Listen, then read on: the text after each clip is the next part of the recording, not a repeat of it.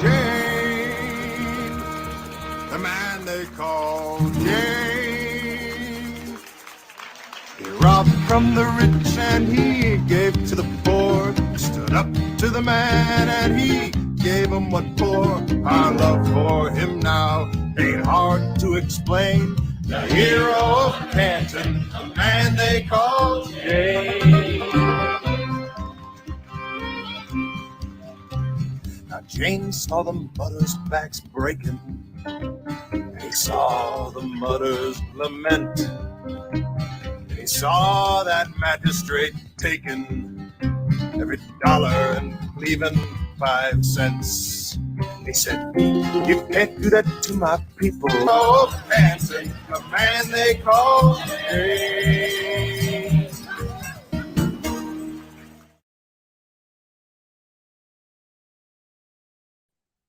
I guess it might help if I unmute the right thing, right? Okay, so welcome to Chilling with Sasquatch on the Wrong Screen. This is the part where we do this thing. Hi, how you doing? I'm over here. How you doing? So I would like a 1 in chat if my sound is acceptable. Make sure it's not like clicking and popping and being really ridiculous, because I got a couple of other options I can do for sound. But tonight, hey Hawk fan, welcome to the show. Russell Sperry, good to see you. Thanks for the love, brother. That's good to see. Axioms Revolt. We got Cheese Bear. We got Silly as I Want to Be. American Justice of Texas, who says, "Bye, Felicia." Harry Bosnell and his blog. So Cheese Bear was the first one in here. American Justice Texas was second. And Silly as I Want to Be was third. Y'all figured that stuff out. Right? Okay, so here's the premise for tonight. Oh no, and my thing does touch things and it makes things happen that shouldn't happen. Okay, so here's the premise for tonight. There are places in this world where it really seems like there should have been something developed previous to what we know developed. So you've got various places like certain parts of China, certain parts of India, certain parts of North Africa, certain parts of the Europe, or even the Indus and Tigris Euphrates. All of these places developed agriculture at, if you believe the mainstream narrative, at the same time. Within a few thousand years of each other, they all put together different grains with different properties and different growing environments that all did exactly the same thing. They produced a massive amount of starch, making it possible for people to specialize. And the very first thing, before they did anything else, these early specialists decided to do was build megaliths. They built the largest stone construction buildings that would ever be seen on Earth again. We can't do it today. But this was their first action. Was not cobblestone roads, was not cobblestone buildings. They didn't develop tiny things. They built megalithic structures immediately. So in the general vein of this concept, we're going to start with Quebec Tepe from a buddy of mine, Ancient Architects. I've been a sub to his channel since he was around 5K. He does absolutely amazing work. If there is a topic in history, especially European or Egyptian history, that you want to cover, check out his channel. He does fantastic research. It's all online, but it's excellent.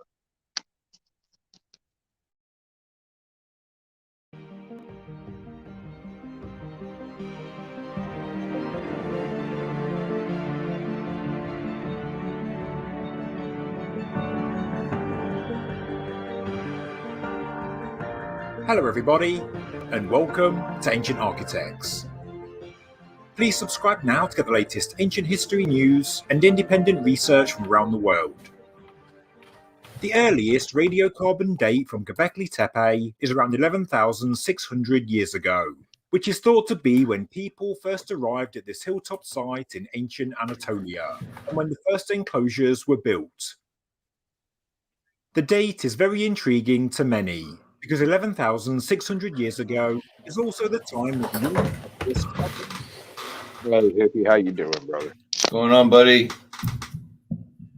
I was just having some weird thoughts, like shower thoughts, and I got to thinking about a couple of places in history that don't seem to fit the mainstream narrative of how things developed and how things supposedly took place.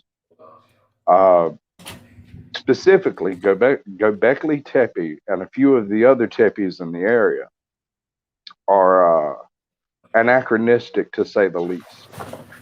They seem to be from a culture that existed before Sumeria that didn't exist.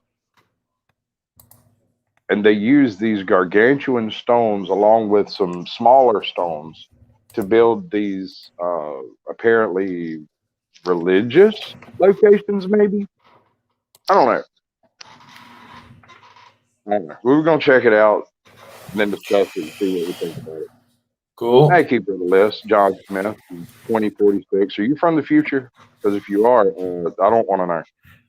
What's up, Heather? What's up, Keeper? We got Heather Holt. Yeah, she's in here. Who else we Hawk got? Fan. What's up? Hawk Fan, Axioms Revolt. Farlat Moves. That's my buddy there. I like Farlat Moves. Andrea, where was that? Andrea knows. It's good to know she knows. That's good. Somebody needs to know. That's for sure. Princess OPD. Got to be one of my most diehard fans. So what's your idea? Hey, Judd, welcome to the show, baby. What's your idea as far as like pre-civilization mankind? What did it look like to you in your head, like your head canon? You mean like caveman? If that's what it looks like to you, are we talking about running across the savannah hunting things, or are we talking about caveman? Are we talking troglodytes? Because if that's how you feel about it, then we'll talk about it that way. I mean, I don't think I ever really thought of it, to be fair. Wow. Okay. I'm just weirder than I thought, I guess. No, I mean, just I'm a pothead, you know. All I think about. No, is dude, I totally dig it.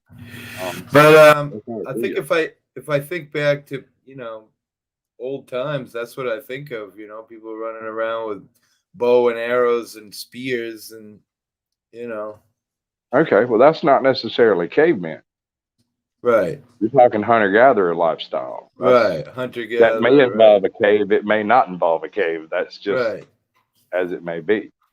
So there are these locations on Earth where you would expect to find a major rooted civilization where there's not one that we've seen. The Amazonian basin has several civilizations, but no major cultural revolution that took place in the Amazon basin that we've been able to discern. There are a number of different cities, and they seem to be sort of like Greek city-states, but we don't really have any written evidence to prove any of this. This is all conjecture by people who may or may not know. Thank you. At the same time, we have a few places in eastern India, in the Pakistan region, and a valley, I think it's called Savarti, where the Harappan culture developed.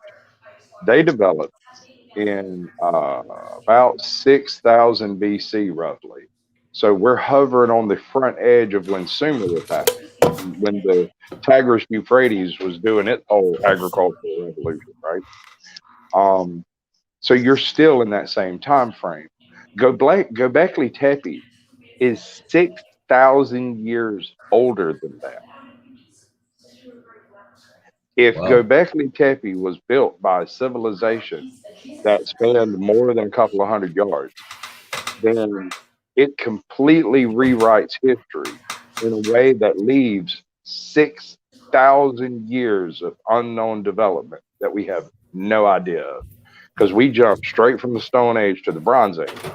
There's no consideration of the 20,000 years in there that took. It's just Stone Age, Bronze Age. You got the Paleolithic, then the Bronze Age, and things are very different in the Bronze Age than they are in the late Stone Age. right? We by the Bronze Age, we have cities, we have city states, we have navies, we have armies. In this 6,000 year window, these people developed not only agriculture, the plow, the concept of row farming, the concept of rotational farming. They also developed the actual vegetables being farmed in that same time period through, we assume, selective breeding, right? And in each continent, a different grain was chosen to perform this miracle of genetics upon through selective breeding. And the most difficult that I've seen looking at the raw blueprint of like DNA would be maize. Corn is a phenomenally complex DNA.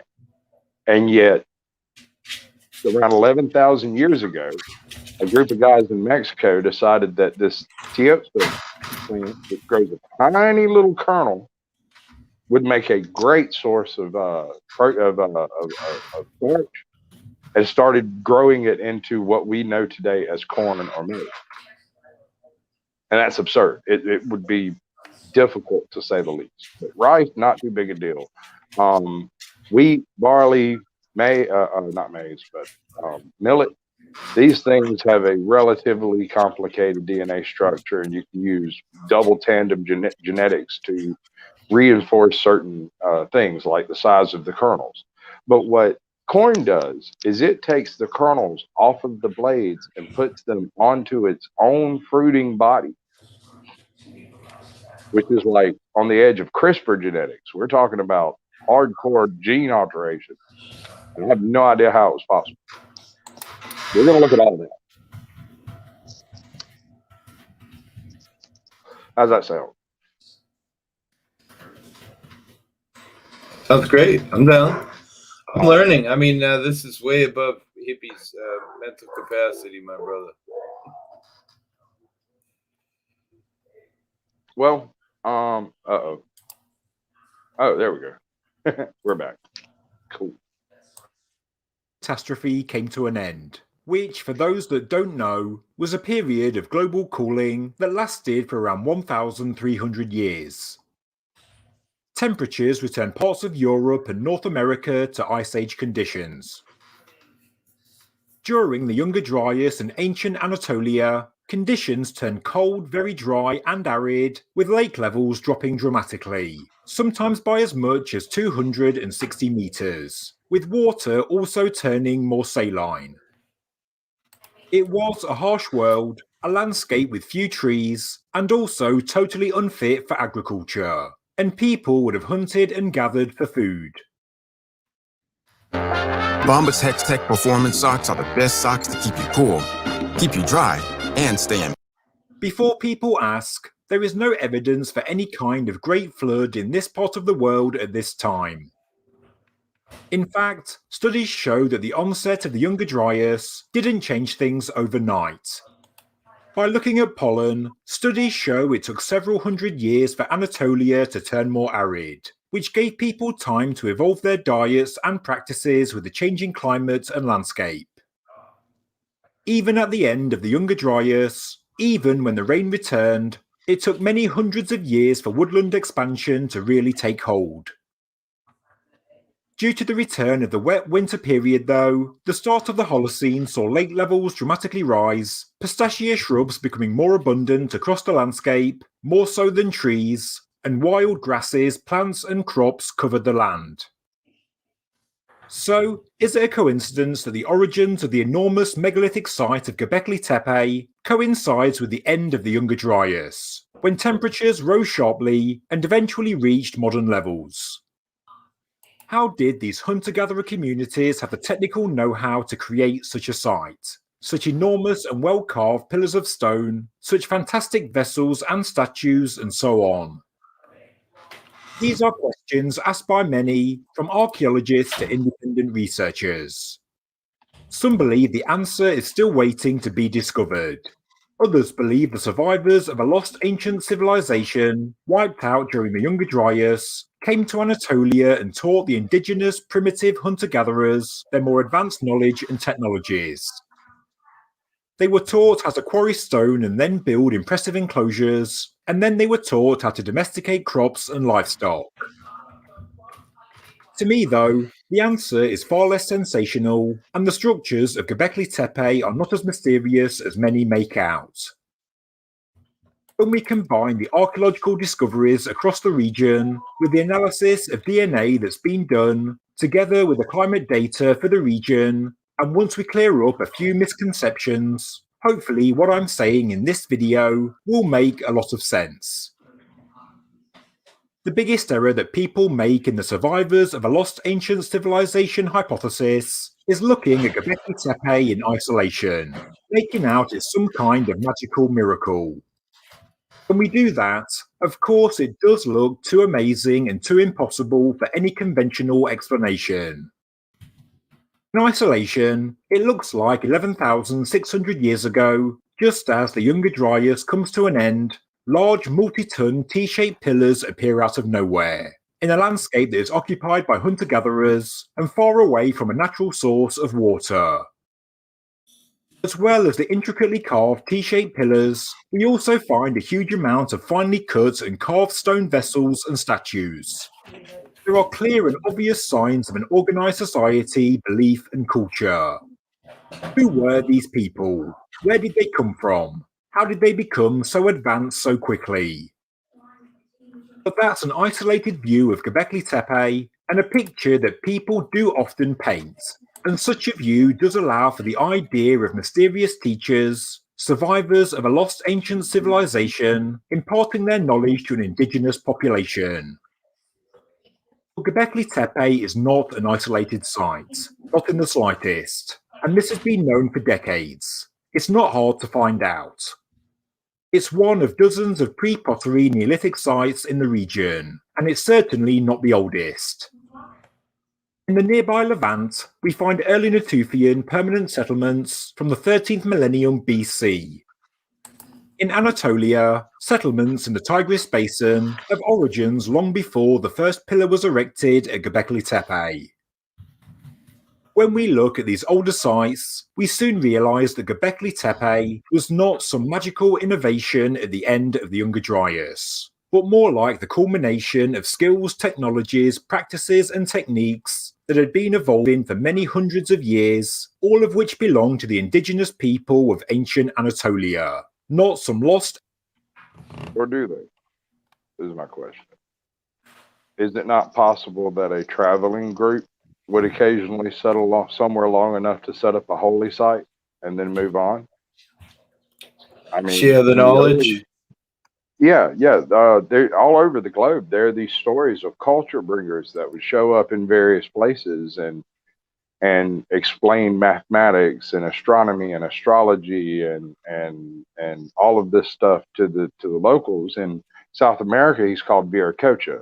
In India, I think he's called Manu. In Japan, he's called Maniza, something like that. But in all of these old original cultures, there are these individuals that pop up. And I hate to say it, man, they look more like these guys are described like you, some old white guy with a white beard. They look like Gandalf. That's how they're described. And Viracocha specifically is described as a quote unquote tall white guy with a beard in a culture and environment where beards were not only sparse, but very rare. Most people don't have facial hair at all. So the fact that the myth includes a man with a stout beard, I think might say a lot, right? At least as far as the traveling aspect of this concept.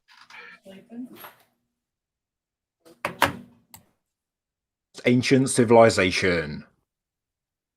And this view is also backed up with DNA evidence. In Nature in 2019, a study was published titled Late Pleistocene Human Genome Suggests a Local Origin for the First Farmers of Central Anatolia. The genome-wide study looks at prehistoric humans, including the first Epi-Paleolithic Anatolian hunter-gatherer sequence to date, dating back to between 15,642 and 15,073 years ago. early pre-pottery Neolithic Anatolian farmers were sequenced as well, dating back to between 10,300 and 9,800 years ago, as well as pre-pottery Neolithic farmers in the Levant, dating to 9,700 to 9,600 years ago. Scientists were able to chart the genetic record from the Epipaleolithic to the early Holocene. And what did they discover? They noted there was a high genetic continuity between the hunter-gatherers and early farmers, with two distinct incoming ancestries, an early one related to the Iran-Caucasus region, and then a later one that's linked to the Levant. What this is telling us is that the local hunter-gatherers did become the first farmers, and from 15,000 years ago to 10,000 years ago, the people of Anatolia, separated by 5,000 years, did share 90% genetics.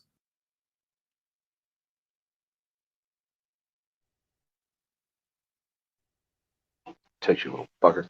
All right, so basically what's that saying is between the late Stone Age and the early Bronze Age, there was a genetic continuity, meaning that most of the individuals in this place were from this place. So they personally developed the farming practices and techniques that were utilized in that area over the course of that 6,000 years between the time they built Göbekli Tepe and the time you start getting into actual city-states and armies and stuff like this. 6,000 years is a very long time. But let me tell you a few other things that were going on at that same time. There were probably a few mastodons still running around in the American West. That's not completely beyond the pale of possibility. There were almost definitely a handful of dwarf mammoths still running around on the various Channel Islands. There were at least a few currently extinct major predators, your very saber teeth and whatnot. Possibly the cave bear, although I think the short-faced bear may have been extinct a few thousand years before that. But these things aren't unheard of. But the auroch, a giant, like 12-ton bull that roamed the eastern steppes and Eastern Europe, were absolutely everywhere at the beginning of this period, and their population completely drops off towards the middle of the Bronze Age. In the early Bronze Age, in order for someone to establish a kingdom in the Anatolian area, one had to hunt and kill an auroch. And later in the Middle Bronze Age, this became a more like a dog lion hunt than an actual auroch hunt. They would just go hunt some big animal because there were no aurochs left. There was a short period where an attempt to hunt like European bison were substituted, but it really didn't work at all. Then they were more or less overthrown due to unhappiness by the gods or whatever. My point being is this is a very complicated period of non-history. Right. The earliest version of Gilgamesh that we have is 500 BC. The oral tradition of Gilgamesh may very well go back to the 12 or 14,000 year mark. We really have no idea. We know that the oral tradition goes a very, very long ways back. It is one of the very earliest stories ever mentioned and is virtually quoted verbatim in the Bible as the story of Noah after the flood. The story of Noah before the flood is a totally different character from prehistory, but we're not getting into that. The story of Manu in India also analogizes very well to the story of Noah, with the exception of him using a barge and having additional family members with him. And he also found some fish people, but we're not going to get into that. But we're not getting into that at all. Fish people, no fish people. So what do you think, Hippie? How you feel about it? I'm just soaking it all in and going, holy shit. Where was I in school?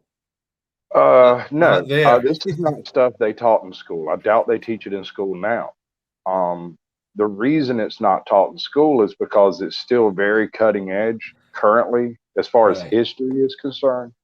But we are speaking on a period between known prehistory all the way up to the Moostrian tradition and unknown early Bronze Age history, which you could even make the argument of early farming tradition. And we don't know when that happened. I'm going to put together a list of failed pre-civilization societies where there are locations in the Sahara and North Africa where there are obvious evidence of attempts to farm in places that it hasn't been farmable since 20,000 years ago. So all the evidence seems to point to these things being built 20,000 years ago, and it's like various trails to what may have been water previously, you know. Just what are they called? Not petrified, but fossil rivers.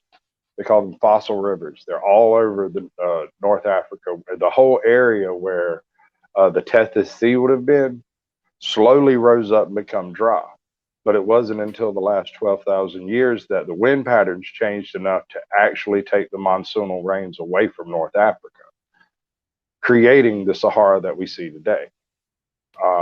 We don't know how much of that is climate change versus just the errant tilt of the Earth's axis changing the position of the jet stream.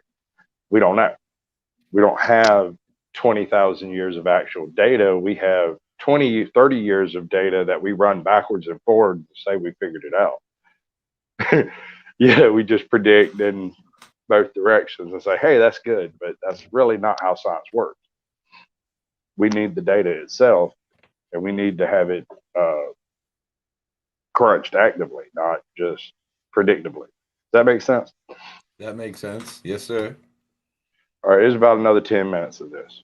We'll move on to something different. Neolithic farmers inherited about 10% of their genes from a gene pool related to the Neolithic Iran and Caucasus region.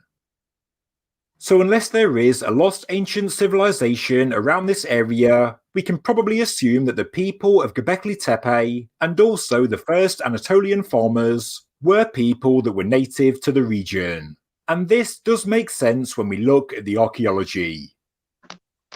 Quebec Tepe is one of many sites in the region, and to me, I think we can see a clear evolution in building techniques, not some overnight revolution.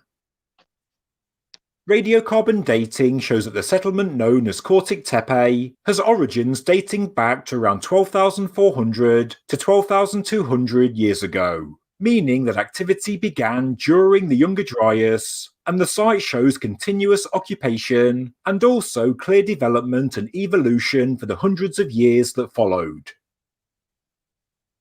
This is your current dog food. And this is Ollie. See the difference? Are those ads days are numbered? Decorated stone artifacts and vessels, beautiful beaded jewelry, circular enclosures, ritualistic behavior, and evidence that people did believe in an afterlife. Although the artifacts, vessels, and tools are just as amazing as anything at Göbekli Tepe, the early pre-pottery Neolithic enclosures are not as beautiful and also not as well constructed. But these are earlier, and they are clearly a precursor, an earlier stage of evolution of the pre-pottery Neolithic construction techniques. By looking at Quebec Tepe, Göbekli Tepe is already looking less of a miracle, and even more so when we consider Bonkuklu Tala in modern Turkey. This site is thought to have had continuous settlement from the Epi-Paleolithic all the way through to the pre-pottery Neolithic B, again with origins predating Göbekli Tepe. See, Matt, he don't mess around. Matt's serious about this stuff. He goes in and digs deep into it. He'll come up with as near a date as they can hammer down for a given group of pottery. He's talking about the distinction in 900 years inside of that 6,000 year gap that we have, right? The difference between linear A and linear B is something that most people couldn't just look at and tell the difference, but it's actually a fairly significant creative difference. The linear A is one group's method of creating pottery. Linear B is a different group method. There's a similar thing that goes on with writing in the same period. As writing is being developed, there are various styles of, like, you hear about Sanskrit, right? It's a very early writing form, but there's 2 or 3 different, like, I guess you could call it dialects of Sanskrit. And just because you can read one doesn't necessarily mean you understand the other 2, right?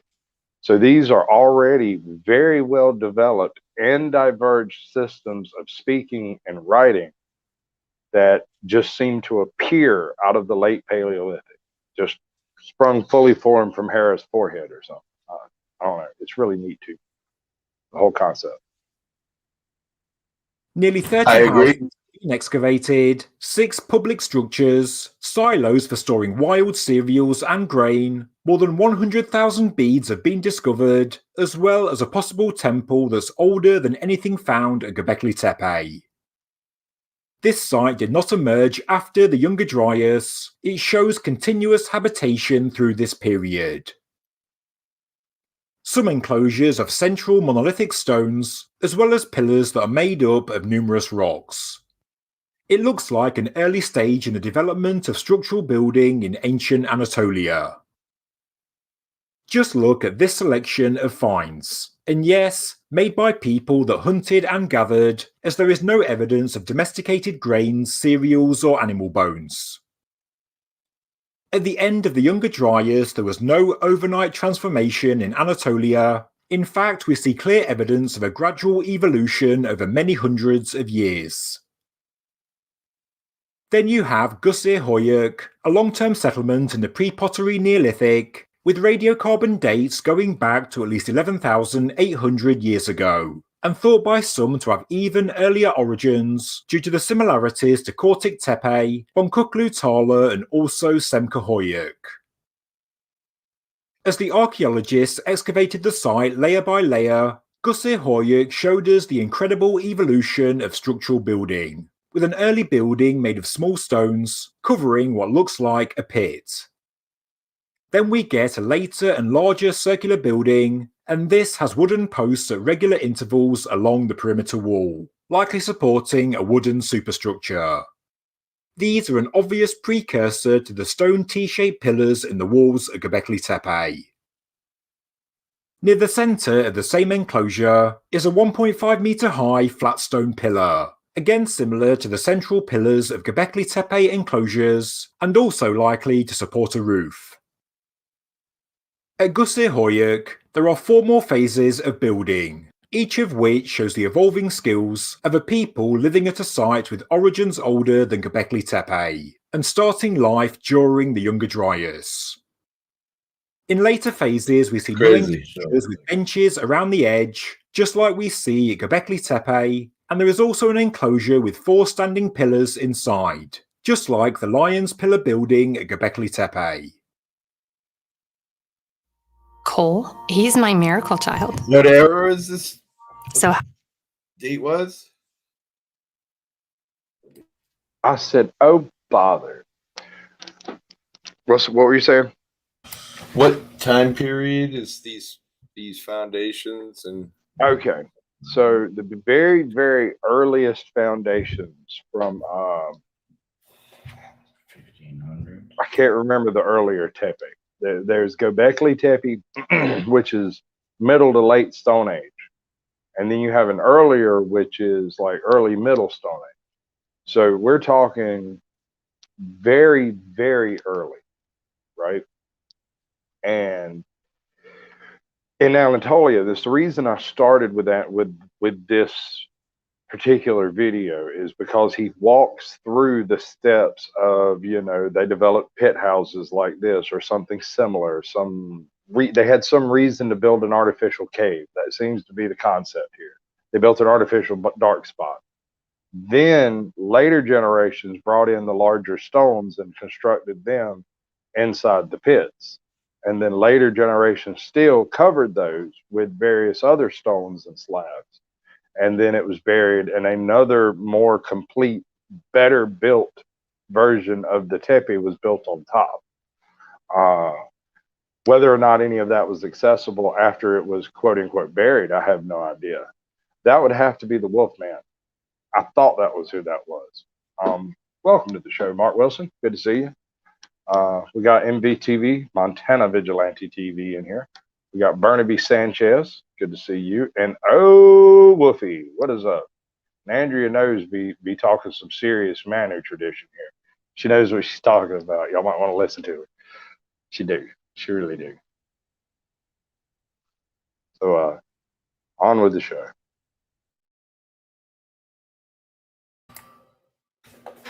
There are also more sites I could mention in Anatolia, even more in the Levant, showing continuous occupation and even expansion through the Younger Dryas. There was no sudden overnight change from primitive hunter-gatherers to megalithic builders. There was a clear and gradual evolution in structural and building techniques over many hundreds of years. So, with all that in mind, how do we explain the origins of Quebec Tepe? If sites like Quebec Tepe, Utala, and Gusir Hoyuk all showed continuous settlement throughout the Younger Dryas. Why did Quebec Tepe start life 11,600 years ago and not before? Well, it must all be to do with the climate, and I believe we can find the answer when studying the Natufian culture of the Levant. During the Younger Dryas, studies showed that settled Natufian communities became more mobile, leaving their settlements behind and living a more traditional hunter-gatherer lifestyle, likely to ensure their own survival as the climate got worse. But as conditions improved at the end of the Younger Dryas, we can see in the archaeology that they did begin to resettle. Some people may have even migrated to Anatolia, as DNA evidence seems to imply. We already know from the archaeological record that the Natufian people already had the skills and knowledge to build with stone and to finely carve and decorate stone objects. So, the new Holocene settlements that emerged in the Levant were not some kind of miraculous innovation. It was knowledge the culture already had and likely passed down from generation to generation. The same likely happened in Anatolia as well. We know that during the Younger Dryas, there were well-established settlements, and these continued as the climate became worse and worse, but also came out the other side. But it's very likely that some of the people living in these settlements decided to live a more mobile lifestyle as conditions became more arid. Maybe food was becoming scarce, and there simply wasn't enough to feed all the people. It's also possible that some settlements, yet to be discovered by archaeologists, were completely abandoned, as people had to become more mobile in the landscape, again for survival. But as the Younger Dryas came to an end, as the rain returned and shrubs, plants and grasses grew, these mobile communities settled down once again, a people with a history, heritage and full knowledge of building settlements from stone and wood, and knowing how to finely carve and decorate stone objects. Quebec Tepe was a major new settlement created by a hunter-gatherer community, but as Quebec Tepe and Gusir Hoyuk show, they were people from a wider culture who already knew full well how to work stone to a high level. They trapped the heavy rains by cutting stone basins into the bedrock, channeling the surface runoff into them. I kind of disagree with this whole theory concept he's got going on here. I'm not sure that's what you're seeing there at all. I'm not sure what you're seeing there, but rain basins don't really tickle my pickle as far as what that is. Sitting That water, looks that's not a looks great like thing. Right. No, you wouldn't. Even in, that's the type of tradition you get in an extremely arid environment where you are expected to treat every bit of water you drink, like high desert, southeast U.S. type stuff, like high desert environment, Saharan environment. Let me change the subject real quick and just ask you, when did we put this whole tag chat thing in there where like a little pen comes up if you click twice? You know You what I talking mean? about I just the double clicked. I just double clicked on Silas and Iwanabe's thing by accident. A little marker came up, so I clicked on the marker to see what it was, and I can actually highlight his comment. And I guess apparently other people can see that I highlighted civilizations. I've never seen that before. Kind of blowing my mind. So right now it's highlighted yellow, and there's a little arrow that shows it's highlighted. Which one is it? Let's see if I can see it over here. I don't see a time. Oh, it's even time stamped on the side of the chat as well. What the hell? This is weird shit, bro. Never seen that. I don't before. see none of that on this end. None of it. I can watch. I'll take a picture and then I'll hold my camera up to and show you the little marks. No, I believe you. No, I just want you to see what it looks Is it like. this one? Yeah, ancient civilization. So Okay, I see it. There's a mark on it. Look at my It's phone. just got See a how star it's on it. yellow, and then on the side of the chat, there's even a little check mark there that's showing Cool. that it's. That's neat. All right, learn something new every day, I suppose. Hey, we got Ron Sivan in here. What's up, brother? Ron, what's up? What's happening? Keep poking at it. You'll get it. You're muted. There you go. Oh, you're still muted. Oh. Poke it again. There you go. All right, don't poke it no more. Darn touch screens. How you guys doing? We're good, brother. We're just checking out some prehistory here. Okay. Yeah. I seen about Atlantis, huh? You guys watching some videos? Oh yeah. Figure we'd Cool. ride the ragged edge of what's possible. Why not, right? This is one of my favorite history channels on YouTube. It's I can't remember his last name, but his name's Matt. He does some of the most fantastic deep dives into somewhat esoteric topics. Like you're talking about like specific Anatolia. This one video, he's probably got 9 videos on this area specifically. And each one covers a different aspect of that history. I love videos like this. Have So to it check was them out. just talking about how those divots in the ground were how they were gathering water at that time, and Caucasians. Well, I can tell you this, but good. These little pits over here you see around the edges, those are not digging pits. Those are grinding pits. These are virtually identical to the kind you find all up and down the west coast of the U.S. So that wasn't to gather the water. The big holes are to gather water. The big holes are to gather the water, and the theory is that this was a third hole that was going to be dug, but a crack developed and it wouldn't hold water, so they stopped. I'm not sure that's what I'm seeing. Heard it was on a slope and it was catching the water. Those bigger holes don't really look like they're on a slope, as opposed to these little holes seem like they're on a hill. Also, these things are on top of a hill, which is like the worst place on earth you could try to catch water. You do this at the base. I just don't even like the idea of it standing anyway. It doesn't make sense. Yeah, that's true too. You know what I mean? They just set up near a river or something where, especially it seemed very sophisticated. They made settlements close to rocky limestone outcrops, having good access to stone. And I assume the chosen site for Quebec Tepe would have been close to wild grasses and crops, as well as being a prime location for hunting. There are claims that but I really want Quebec Tepe was built, but of course there is no evidence the people of Quebec Tepe domesticated any crops or animals at all, with only wild cereals and wild animal bones found in the hundreds of years of excavated archaeology. The advent of agriculture is not related to the building of Quebec Tepe and is a far more complex line of study over a much wider geographic area. I'll do a separate video on the advent of agriculture in the near future. You know what's weird too? All the buildings in my research.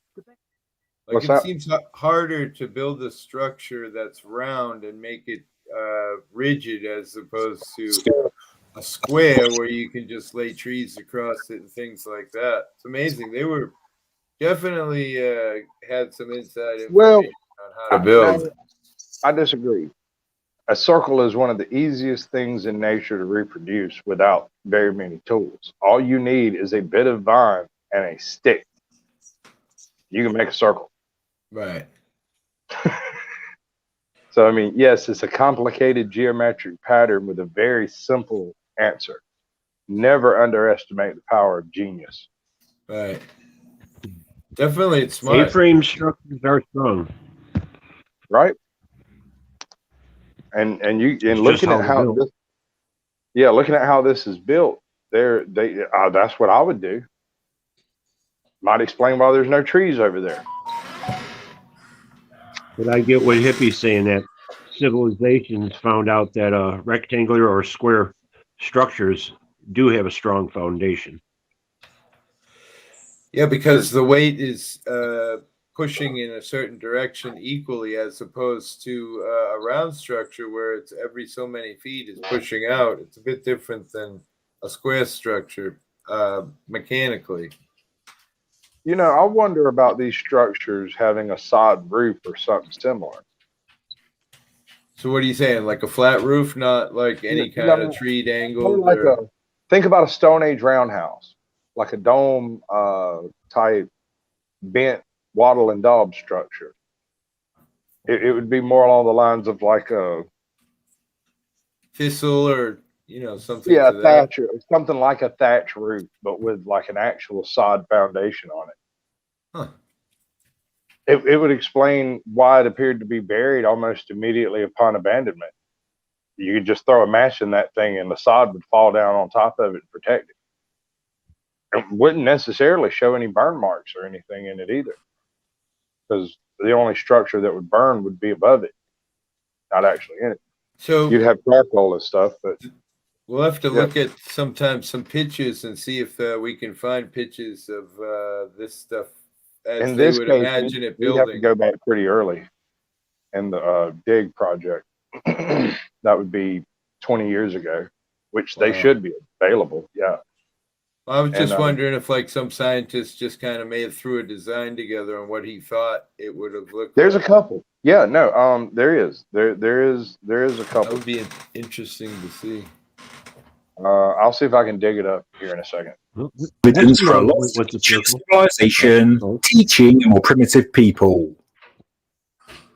I want solar panels on my home, but they're too expensive. I get this comment all the time. And the good news is It was the culmination of hundreds or thousands of years of evolution and innovation by a local culture that already knew how to build and work stone, a culture that had been living in this region for generations, but had no option but to return to a mobile lifestyle as climatic conditions worsened in the Younger Dryas. Of course, this is just a short video, it's not an in-depth PhD thesis, and of course it does raise many questions. Who were the people from the Iran-Caucasus region that mixed with the natives? What were the people of Anatolia doing before sites like Quebec Tepe and Gusir-Hoyuk? We can all hypothesize, but we can only really use the data that's available. The archaeological record gets more incomplete the further we go back in time, but new discoveries are being made all the time, and the more we discover, the more we learn. But we do know that building technologies have evolved for millennia. It's just that the climate and materials have changed.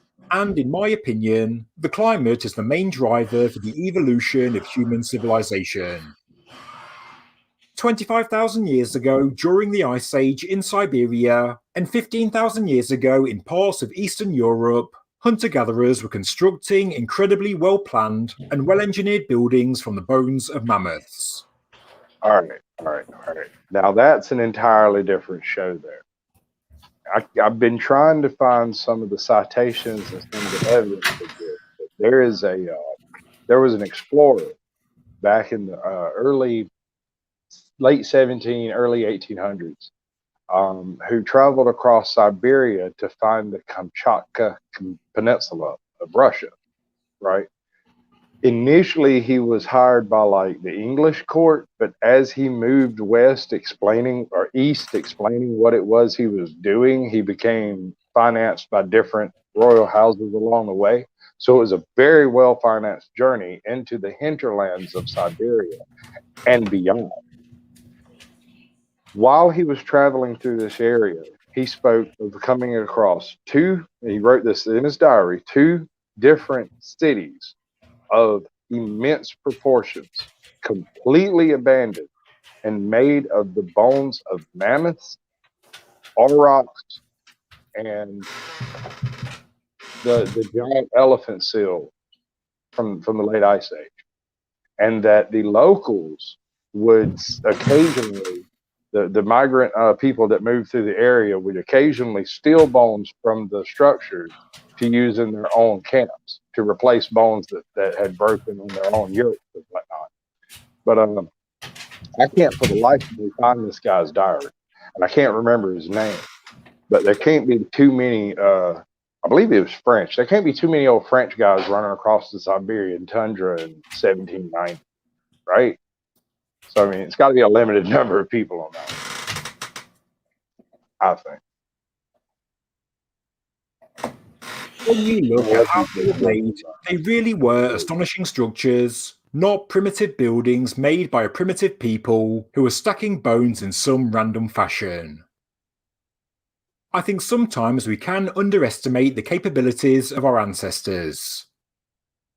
People have been capable of construction projects for thousands of years. They've been creating wonderful works of art for millennia, and they've been making intricate stone and bone objects for tens of thousands of years. But I believe that human development and civilization was always prevented by Ice Age conditions. The climate really does drive human development. The climate change at the end of the Younger Dryas meant that humans could finally thrive, and all the skills they had learned and passed down from generation to generation came together. They were now able to build stable settlements in a stable climate and landscape, and in time they did develop agriculture. And then, as they say, the rest is history. Oops. On my heritage, you can. All right. So this one, actually, no, I'm gonna go to the other one first. Now that was from Ancient Architects channel on YouTube. He does absolutely amazing work. Every single one of his videos. Now, personally, being the weirdo that I am, I really like his earlier videos, but that's because they're all anti-mainstream. Ever since he became monetized and started doing like legitimate, well, I guess you say legitimate work for sponsored material, I suppose, he kind of went with the more researchable stuff. Yeah, no, the older Dryas is far more apparent. But Ancient Americas is another one of those channels I picked up on around 500 subs. He popped up in my recommended one afternoon, and it was the story of Poverty Point. And if you've never looked up Poverty Point, it's a bit of an anachronism in North America, where a civilization developed in the West. They built some stuff, they did some stuff, and then they just got in their canoes and paddled the fuck off for some reason. They just fucked right off. No point in being there. We don't know why. But in this case, we're going to look at the development of maize and the difficulties there are in such developments. This is about 23 minutes. I figure it'll take the other hour to go through it. If you want to say anything, just poke me in the face or something. Whatever. Okay, that's fine, dude. Oops, that wasn't what I meant to do. I want to do this. That's what I wanted to do. All right, let's make this happen.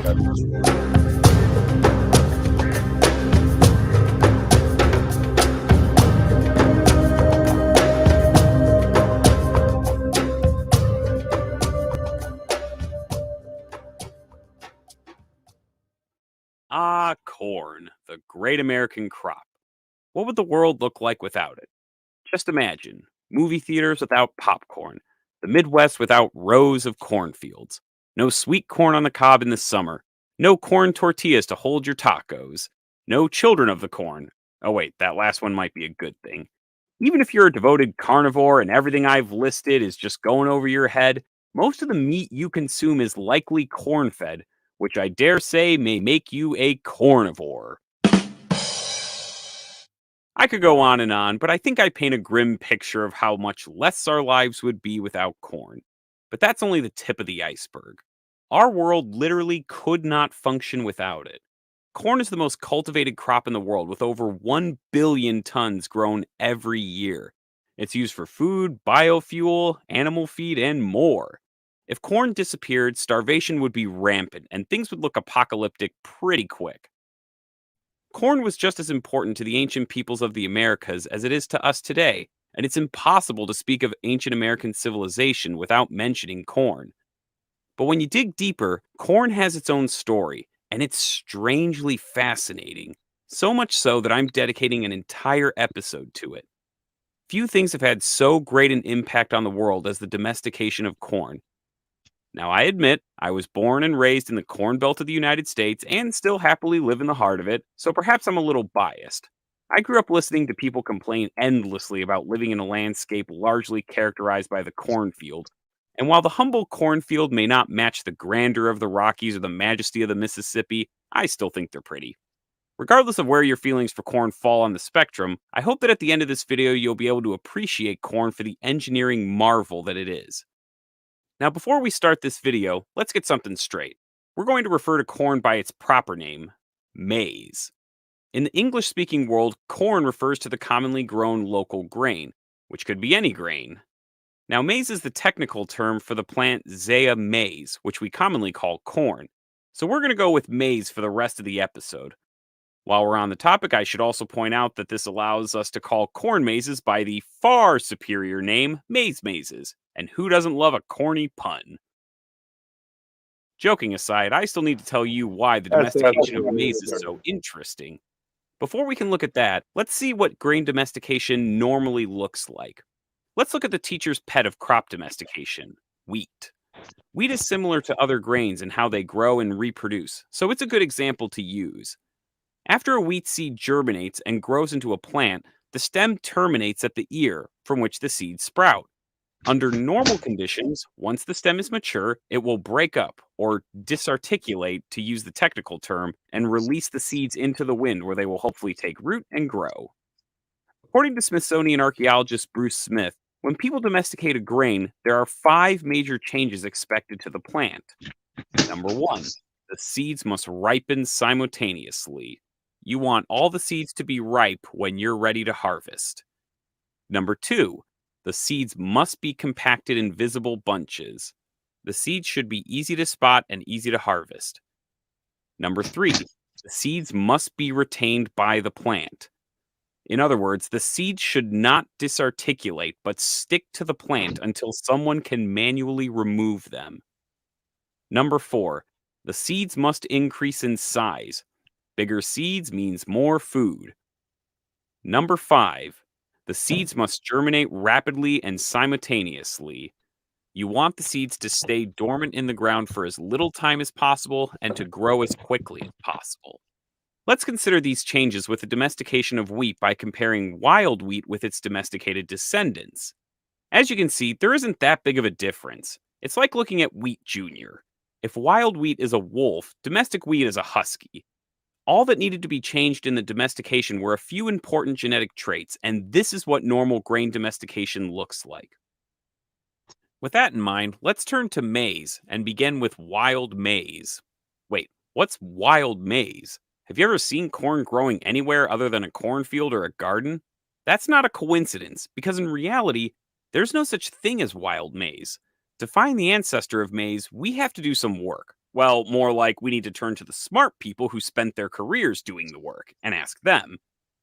Now, many decades ago, if you had asked the best and the brightest where you could find maize's wild ancestor, you would have been stepping into a hurricane of controversy.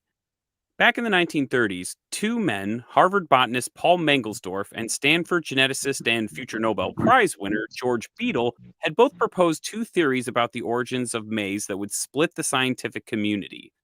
Mangelsdorf proposed that it descended from a complicated mix of extinct wild maize and the Tripsacum genus of grass. Beadle, on the other hand, proposed the much more simple theory that the Teosinte grass had been maize's ancestor. This debate got real ugly and real personal real fast, as only academic debates about things in the distant past can. And if you think this is unique, just wait till we discuss the settlement of the Americas. You're going to see some real fireworks there. For most of the 1950s and 60s, Mangelsdorf theories held sway. See, in 1960, a scientist named Richard McNeish led an archaeological expedition to the Tehuacan Valley and meticulously combed the valley for evidence of early Mesoamerican maize cultivation. Incredibly, they found what they were looking for. Inside many rock shelters and caves, they found thousands of ancient maize cobs that dated back from Spanish contact to as far back as 7,000 years ago. Now, what really made this sensational to Mangelsdorf was that the earliest cobs were tiny, primitive versions of maize. And when I say tiny, I mean teeny tiny. These were no bigger than a cigarette butt. The Mangelsdorf camp was thrilled. They believed. All right, so first of all, with maize, they have developed a cob that is thousands of times bigger than the original kernel bunch that they started with. Also, the original kernel bunch on the Teosinte plant, I can't remember what it's called. He'll tell you in a minute, is not actually on a cob, but is actually on a leaf bract. And it's how it reproduces, much like other grasses in the Southwest. In this case, they transfer the genetics from a leaf bract growth of seeds to a cob growth of seeds, more like a normal grain, then develop the actual grain into a growable crop for arable irrigation, right? That's absurd. The fact that you go through the trouble of changing the genetics of a plant to make changing of the genetics of a plant useful. I don't understand how that works. That this was the extinct wild maize that they had been searching for. Unfortunately for Mangelsdorf and company, George Beadle was not so easily persuaded. He spent the 70s going around Mexico studying mutations in wild Teosinte plants, and came to the conclusion that with only a small amount of genetic changes, Teosinte could be transformed into an early version of maize. In subsequent decades, genetic research began to bear this out and vindicate George Beadle. In fact, genetic testing has managed to hone in on a very specific species of Teosinte, Balsas teosinte from the Balsas River region of Mexico, as the most likely ancestor of all modern maize. But why was this debate so intense? Clearly, this theory doesn't sound that far-fetched, right? Well, let's take a closer look at the Teosinte plant. Well, that's not very impressive. This is actually much smaller than it looks. Here's a better picture for scale. If you were expecting Maize Jr., I'm sorry to disappoint you. If Teosinte's a wolf, Maize is the Chihuahua. This looks nothing like modern maize, and that's part of what made Beadle's position so unbelievable. That transformation to modern maize is, quite frankly, a miracle. Let's break this down.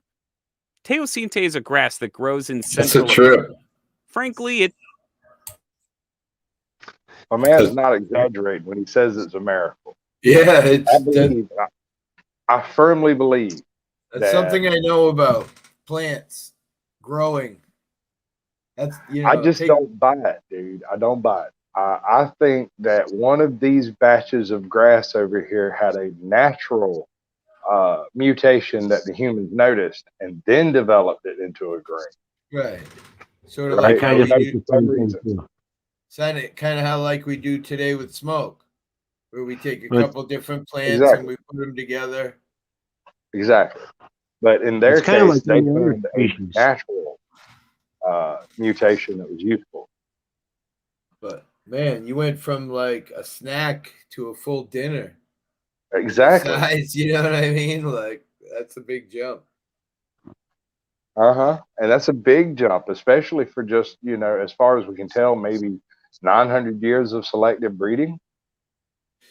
Well, what about you know, like some weird thing like birds from somewhere else with a different, slightly close strain somehow takes a poop, drops a seed, that's what I was saying. Grows near it, and then now you have this what you said, a miracle, kind of what but I was you saying. know, a more logical miracle than.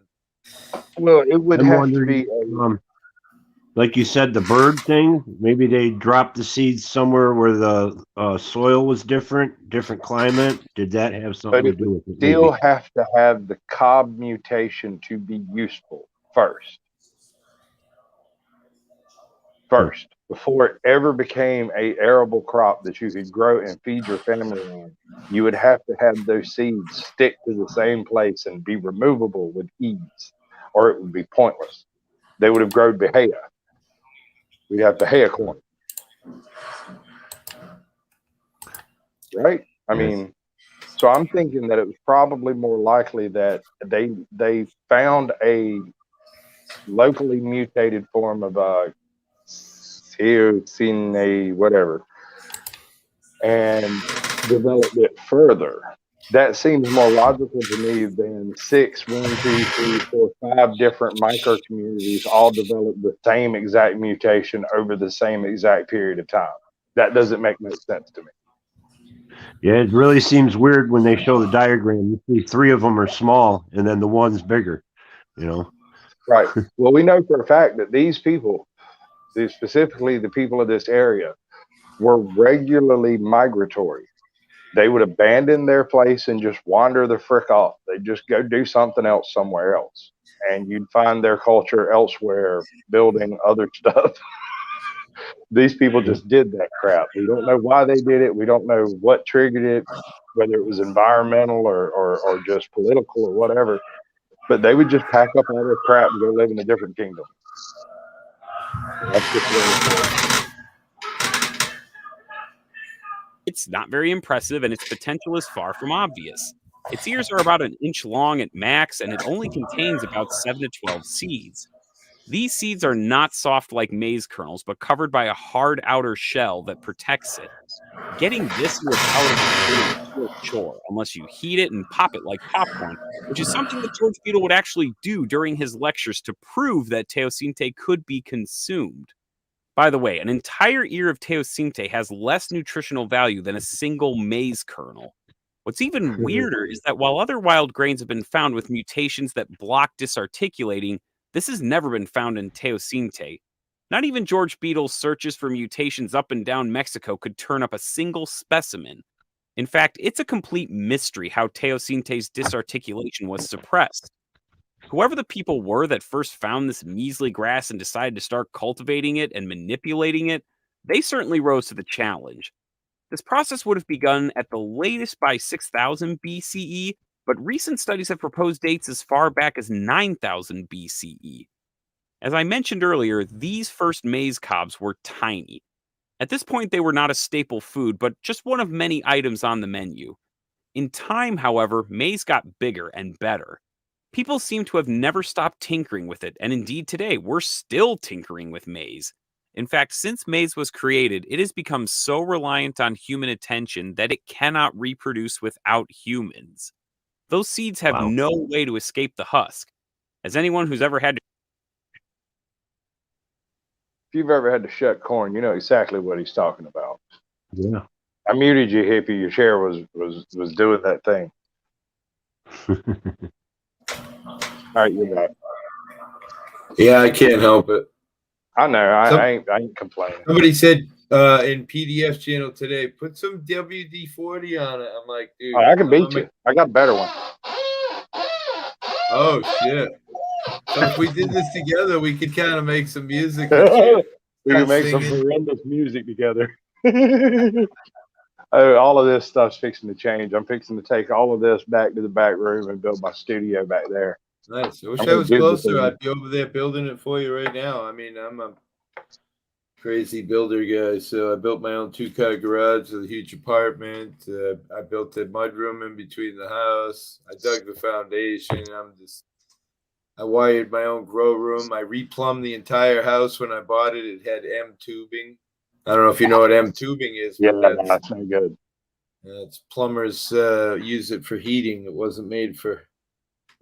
So yeah, I'm kind of a do-it-all guy.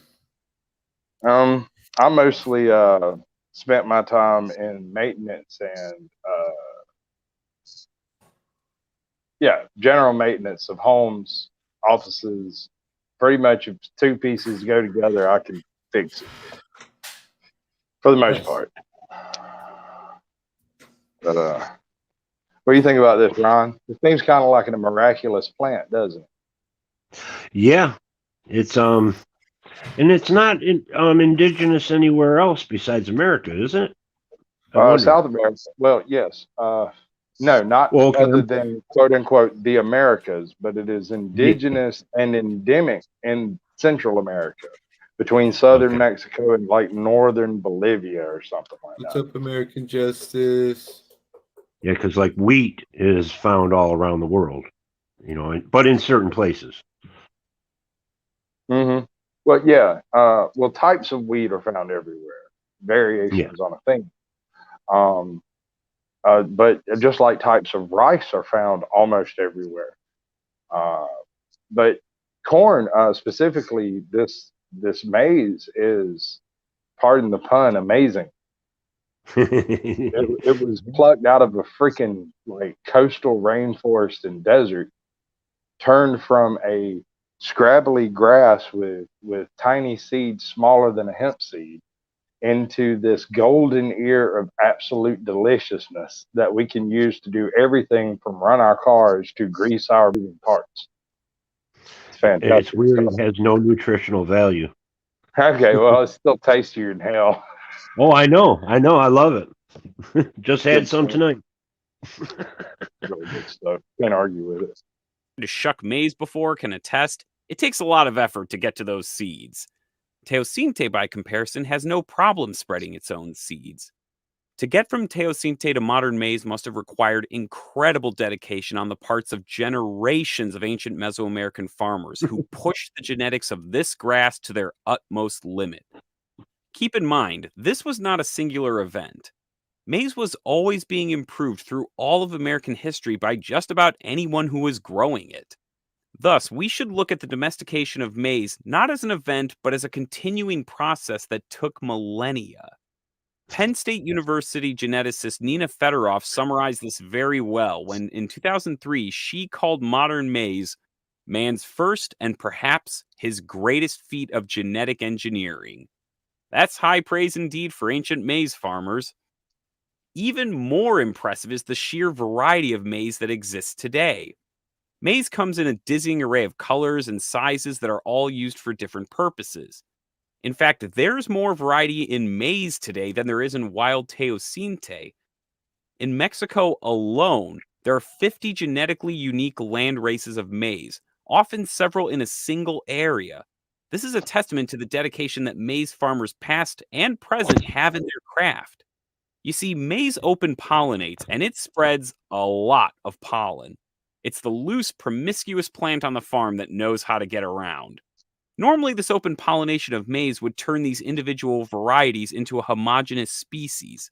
Except that holding back this natural force are the maize farmers, carefully sorting through their crops to choose the correct seeds to sow next year. They have to make sure that no hybrids are getting planted. I can't stress this enough, but maize has always been and continues to be carefully manipulated down to the present day. What also makes maize's domestication and the indigenous reliance off it so interesting. One of the interesting things about our current manipulation of maize, grains, millets, rice, and various other things, one of the locations that they do this type of study is in old salt mines in like Indiana and Ohio that have been hollowed out in the last century, and now they're just standing there. If you dig any more out of it, it'll collapse, and they don't want to collapse it, so they use it for various maize, grain, and rice studies. Somebody was here for a second. A lot of Detroit's built on a salt mine. Right. That whole area is utilized by various colleges and whatnot that to study the variations in grain morphology and their growth patterns, right? So they're trying to make better grain with less water, better grain and dirt with higher salt content, that kind of stuff. They're trying to feed the masses. And I don't know who popped in for a second there, but let me know and I'll pop you back in. I just missed it. I'm sorry. I'm a terrible host. I'm bad at this. Is that you can't just live off maize alone. I mean, you can, Yes, but you're you'll honest. suffer from some very unpleasant nutritional deficiencies. Maize is poor in supplying the amino acids lysine and tryptophan, which help make niacin. If maize is just a small part of a larger diet, this isn't a problem. You'll get those nutrients from elsewhere. But if it's your staple crop and primary food source, that's a big problem. You'll begin to suffer the effects of pellagra. To combat this, Native Americans used a process called nixtamalization to enhance the nutritional value of maize.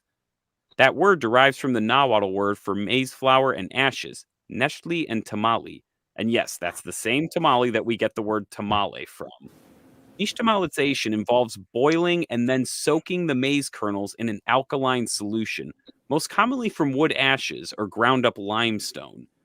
The alkaline will soften the kernels and activate the niacin in the maize so that it can be absorbed by the body. Interestingly, this seems to have only been used in Mesoamerica and North America. There's very little evidence for it in South America, but that's probably because it wasn't as big an issue. South America had potatoes and manioc for staple crops, so they were stocked. When people first started cultivating maize in Europe and Africa, they were unaware of this process, and so many early growers of maize would suffer from pellagra due to their reliance on it. It wasn't until the 20th century that people finally figured out the cause of this when they began curing pellagra by adding brewer's yeast to their diet. Native Americans were always aware of this, and it's really wild to me that no one bothered to see how they were subsisting off corn without any trouble. However, many Native Americans also had another trick up their sleeve that enhanced the value of maize, the Three Sisters. This involved growing beans and squash in tandem with the maize. When you plant all three together, the maize provides a stalk that the beans can grow up and around. The beans help replenish nutrients in the soil. The squash will spread out and help shade and protect the roots of the maize. So by cultivating them together, not only did they help the crops grow and stave off soil exhaustion, but they also provided additional sources of important nutrients. Thanks to the Three Sisters and other crops and foods, the people of the Americas had an incredibly rich diet. After maize was domesticated and began to be more intensively cultivated, it didn't stay in central Mexico. No good idea goes unnoticed, and maize spread throughout Mexico and Central America quickly. Maize could be brought to new areas by migrating people, taking a reliable food source with them, or through trade between neighboring peoples. The Olmec and Maya were cultivating maize when their civilizations began to blossom. Looking south, by 5500 BCE, it was being grown in Panama. By 4700 BCE, it had arrived in Peru. It would eventually go as far south as Chile. To the north, maize would arrive in the American Southwest at roughly 2000 BCE. At 1000 CE, it was in the Mississippi Valley in the eastern United States.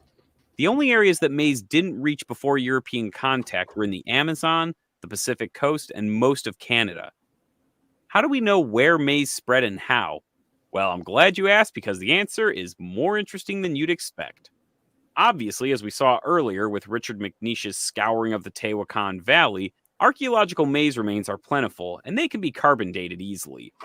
Archaeologists can also search for tools of maize processing, like cooking utensils and grinding stones, or as they're more commonly known in this context, manos and metates. Oftentimes, they can have almost microscopic maize remains on them that can be dated. Those are great direct methods of finding maize, but there's another indirect method of identifying the spread of maize: pollen. Now remember what I mentioned earlier. Maize produces a lot of pollen that's cast on the wind, sending it far and wide. Maize pollen has the unique qualities of being easy to identify and, like all pollen, settling on surfaces and remaining there until it's disturbed.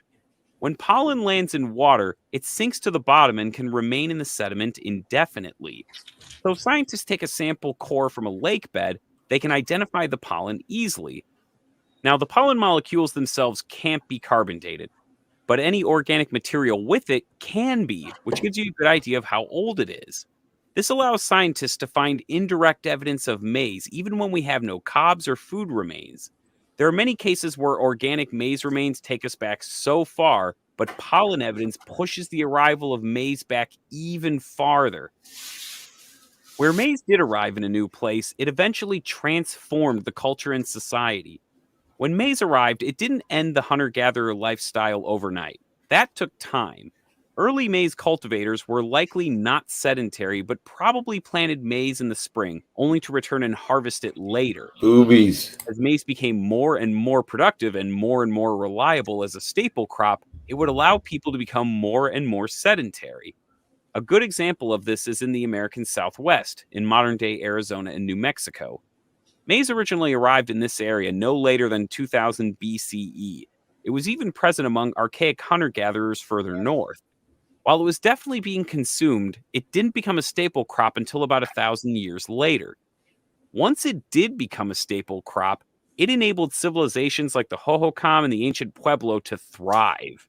In the eastern United States, maize farming left a huge impact on life there too. The largest indigenous city in the eastern United States, Cahokia, was only made possible by intensive maize agriculture. Maize agriculture also helped transform the Haudenosaunee into a militaristic matriarchy. It was also important on the western coast of South America as well, but it wasn't the sole staple crop like it was in Mesoamerica and North America. It was definitely consumed and appreciated, but the truth is, the Andean coast and highland areas already had plenty of other foods to sustain them. However, maize allowed them a prized commodity that no other plant could offer: chicha, which is maize beer. Chicha was beloved by the Andean peoples, and it became a feature. A lot of interesting stuff and never knew. Right. No, maize is the most complicated grain ever domesticated by man. When the man says it was a miracle at the beginning, he's not joking. That's why it would be much easier for me to believe that they happened to find a pre-mutated cob grain in that line of grass and then developed that rather than the wild form into the cob, then into the corn. Yeah. I'm just glad I didn't have to go another hour without boobies. Excellent. I didn't know Absolutely. that about the beans and squash thing. That was very interesting. Mm-hmm. There's actually a whole bunch of information on the development of maize that just isn't necessary with other grains. Because you look at it and you're like, okay, that's rice. Well, there's wild rice over here. Oh, look, that's wheat. Well, there's wild wheat over here. Oh, that's millet. Well, there's wild millet over here. That's sorghum. There's wild sorghum over here. But with maize, that's not the case. You're just like, okay, well, these folks are growing a plant that doesn't exist. How's that possible? Apparently, they really love some grass. Right? Yeah. There's a few Wow. minutes left in this. Of social and religious gatherings. Archaeologists have even discovered remains of large chicha breweries, which attest to its popularity. Maize was so important that it often took a special place in the local mythology and culture. In our Olmec episode, we saw that the Olmec had a maize deity marked by a cleft in his forehead from which the maize grows. Maize clearly held an exalted place in the Olmec worldview. This would be shared by later peoples of Mesoamerica. Both the Maya and Aztec had their own maize deities that were revered, but maize's importance ran much deeper than that. In Maya mythology, the god Shmukane created humans from ground maize and blood.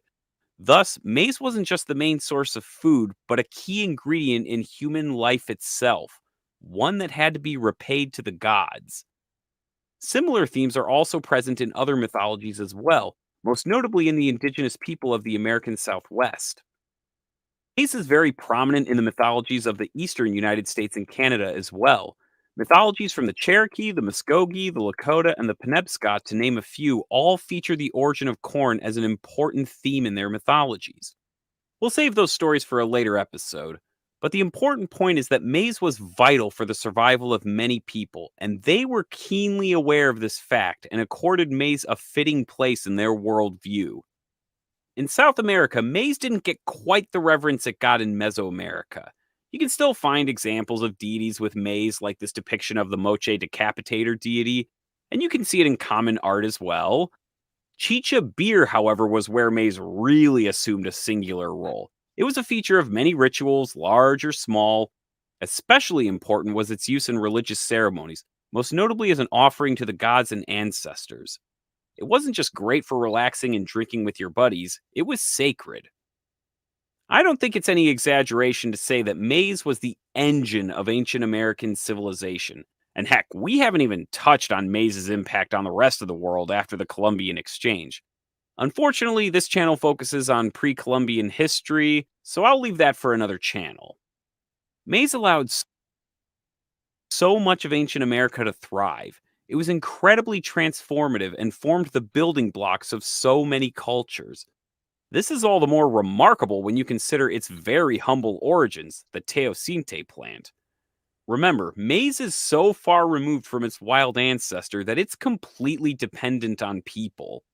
We may think of ourselves as the great exploiters of that Balsas teosinte grass, but archaeologist Michael Blake offers an interesting contrast. Usually when we talk about domestication, we focus solely on the subjects of human intervention and transformation. That is, the plants and animals that have been transformed. We typically discuss the transformation of people in terms of cultural evolution, the emergence of agriculture, and social, political, and economic complexity. So powerful is our image of ourselves as masters of our own history that it's difficult to imagine our utter dependence on the resources that we think we control. However, humans are resources for other species as well. From the standpoint of Zea mays, humans are agents of dispersal.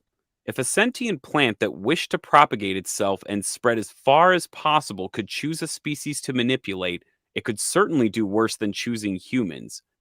By being genetically flexible, Zea mays has persuaded humans to move its seed around the globe faster and farther than any other plant in history. Maize's power over us is rather intimidating, and we cannot easily or practically release ourselves from its grip. In fact, maize is becoming, year by year, increasingly interwoven into our human existence. Our global economy depends on it, just as Zea mays depends on us. Humans grow maize, and maize grows humans. So, which one is exploiting the other? Are we exploiting maize, or is maize exploiting us? Good point. Feels like it's argument- exploiting us. An argument could be made that maize is the most successful plant on the surface of planet Earth. It is hands down one of the most planted crops in the world. Yeah, maize is the exploiter. I agree. Blue Lives Matter. What's up? What's up, brother? Hey, Road Dogs. How you doing? That man's got a...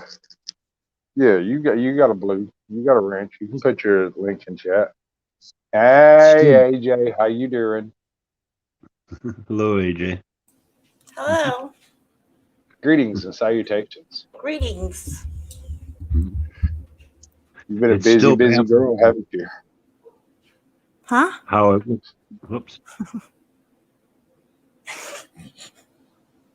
I've seen How some you of her doing? videos.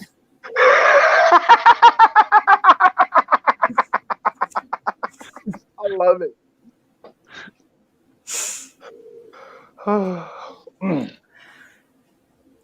Right. So we're gonna go to the next fucking video because none of us can talk right. We're terrible at this job. All right. So the reason I put that up there was to give you an idea of how complicated the development of maize really is. Like, it took multiple stages of multiple cultures, thousands of years to develop it into a grain that we can eat. I think it was developed into a grain that could make beer long before it got developed into a grain we could eat. Because people do anything for a good buzz. Oh no. Stop that. That's not what I want you to do. I'm still baffled how it went from the small to the large one. Right. 'Cause- Well, okay, I see. That no, I got confused by something I saw on the screen. It was saying that my chat had been frozen for the premiere, and I was like, "This isn't a premiere. I'm supposed to be live." Oh, You're live. technical difficulties. Yeah, no, it's good. We're straight. Everything's good. It's this particular video that I'm looking at. It's disabled for premiere. This is taking a look at the development of millet, but I got another one over here. It's a good deal longer. That one's like a few minutes, like 7 minutes. Now this one's like 30 minutes, and it's a little bit more dense than that last one. And I know you might think that last one was dense, but when we get to this one, it's going to be like reading stereo instructions. I'm not going to lie. And what's fucked up is I'm going to sit here with a shit-eating grin through the whole thing because I love this shit. I can't help it. But we'll stay with the interesting one first. I'll bore you to death in a minute. So what do y'all know about millet? Not much. Nothing. Okay, so each major culture developed its own type of grain. In China, you had rice. In North America and South America, you had development of maize. In the Middle East, you had a couple of different wheats, and in Africa, you had in Africa you had sorghum. In India, you had millet, and these were developed from a wild crop into a croppable, like arable crop, and then diversified into multiple types of arable crops for dry environments, wet environments, that kind of stuff. With the exception of rice, which pretty much stayed a wet environment. But that's Southeast Asia for you. I got the hiccups. No. Welcome back to Millets TV. In this video, we will talk about the history of millets. Most of us think the millets that people are talking about these days is something new that is coming up. But in fact, millets have been for the ages and been our food, and that got forgotten gradually as we shifted our focus towards fast food, sugary and junk foods, causing hell lot of health problems to the entire humanity. In ancient days, people in India and other parts of the world used millets as their main food and stayed healthy and strong.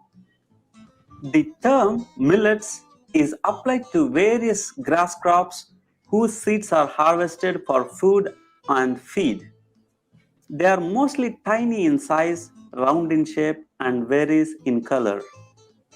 Millet is one of the oldest human foods and believed to be the first domesticated cereal grain.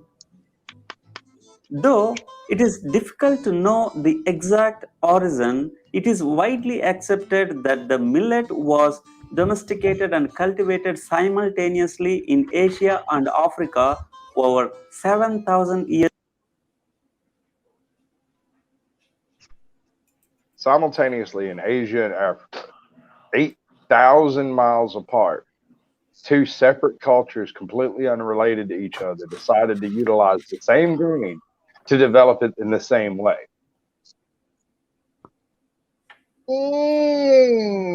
Nah. More likely, it was developed in one place and rapidly transferred to another place so quickly that there's no actual evidence of the transfer. Right, nothing's written down that says it happens. He did, and whoever it was that was carrying it didn't sell any on the way. Right. So the Silk Road was already a thing. It just wasn't a cultural thing. It was the route is already there. And at that time period should have been more traversable than it was in the later epochs. Much more moist environment all across the Silk Road through there. Well, I wannabe's asking if you're going to do Sanskrit or Vedic, I guess. We'll go into Vedic history on a future episode. I actually have a really big bit I want to do on the Mahabharata specifically. because if you want to look at a culture that was very, very forward thinking, the ancient cultures of India were planning flying cities and shit. They were way ahead of the curve as far as like trying to think ahead on technology. They were like, shoot, we can make pressure in a glass vessel. We developed glass. We made a bottle. You know what we're going to do with it? We're going to build a flying city. That's what we're going to do. The very first thought they had was we're going to fly cities around and screw the people on the ground. They suck. and in the Mahabharata, there's a lot of that crap in there. It's an amazing read. It's an amazing read. It really is. It reads a lot like some of the old Greek and Roman myths and legends. It kind of has a Hercules / Samson kind of feel to it. But at the same time, man, Bhima's just a bad bitch. He's bad. And didn't he eat a mountain? I mean, like, good Lord. Oh yeah, the Monkey King. I love the Monkey King stories. They're fantastic. Some of them are really, really good. Some of them are like, eh.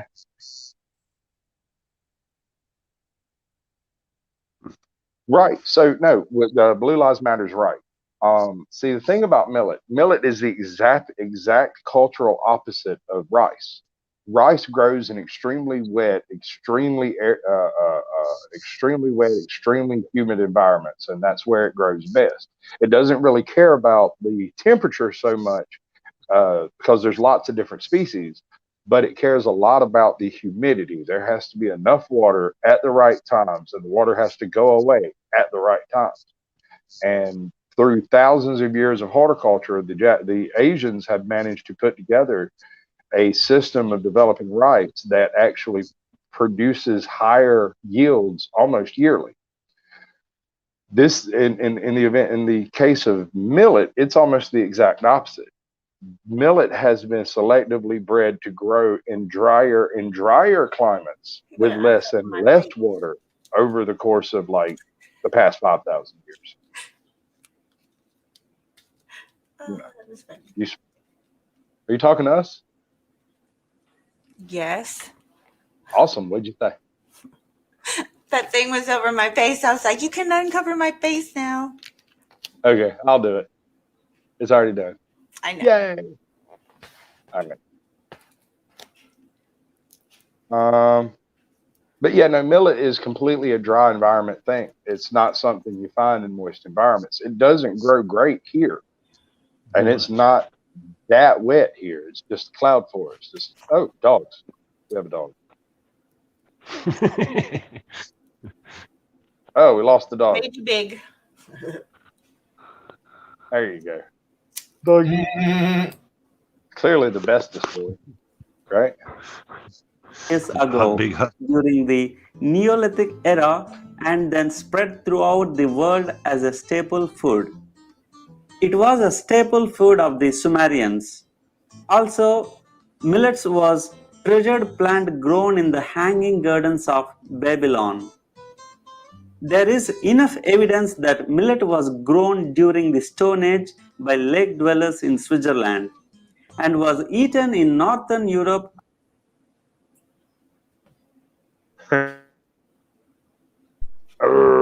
I've got a video that I found. I'm gonna have to go dig it back up, but it's all about the geared bows of the Indian temples that you see in the artwork and stuff, and the explanation for it. Basically, it was a utilization of a recurve bow with something resembling a compound cog on the end, and no one knows what types of forces these bows were capable of generating. And there are no current construction methods to build these bows. The way we build them now is totally different, but the mechanism, the actual end result, is thought to have been on the order of like a 90-pound draw, which is absurd. Those things are phenomenal and would explain the bow of Arjuna. If you're familiar with that particular story about the guy like shooting over a mountain through a mountain pass and ringing a ring. shooting lightning out of his fingertips and stuff, but it's really just his bow striking from beyond the grave or whatever. These things are phenomenal. I'm telling you, it's some Buck Rogers shit off in there. Seriously, it reads like comic book stories, except it's done in like a almost poetic style. It's done in like the Vedic texts. Words, motherfucker. English. Do you speak it? I speak it. At least since the Iron Age. It was staple food in arid areas of India and Africa for thousands of years. Millet was the prevalent grain of China before rice. In 2005, in northwestern China, archaeologists unearthed a perfectly preserved 4,000-year-old bowl containing long yellow noodles made from foxtail millet.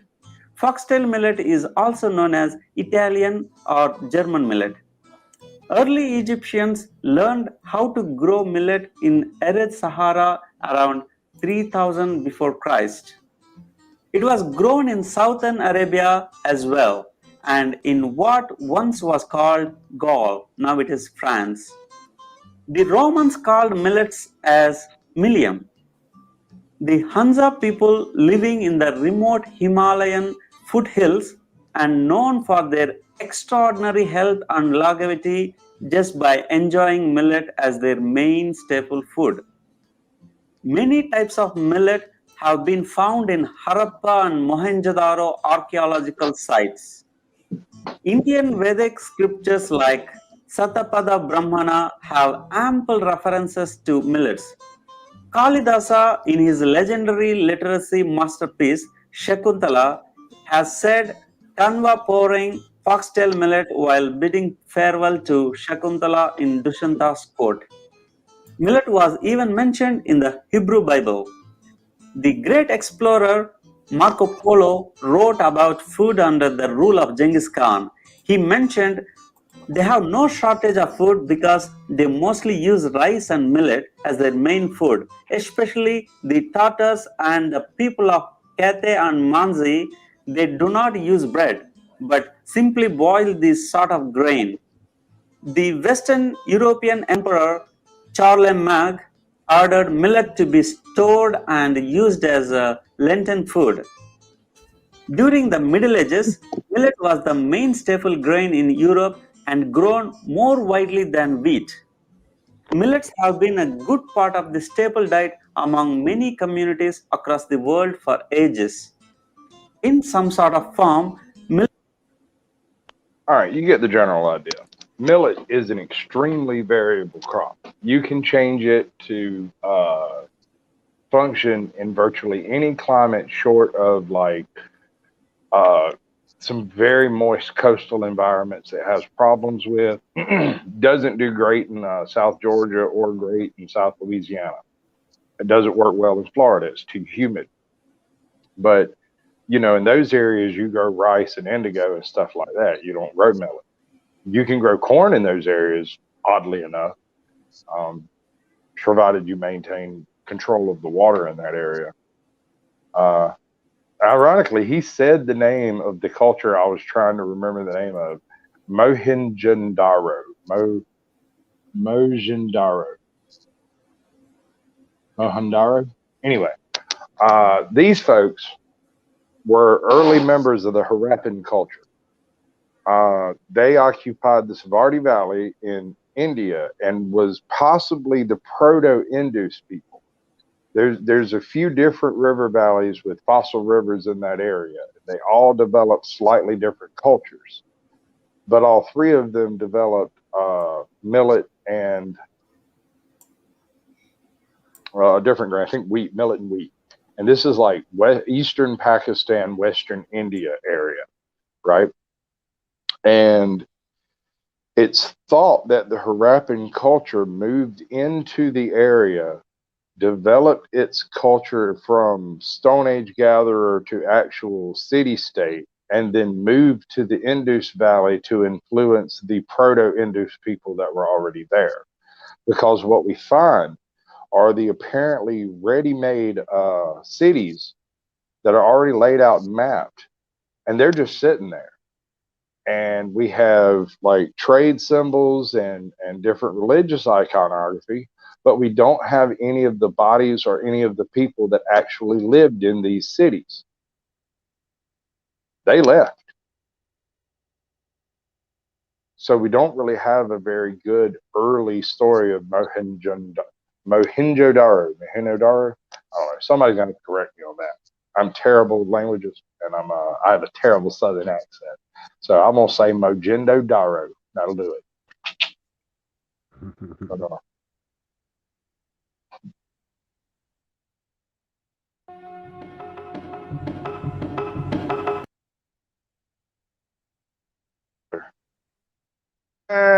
It's not working. This is straight up out of In Search of History, basically.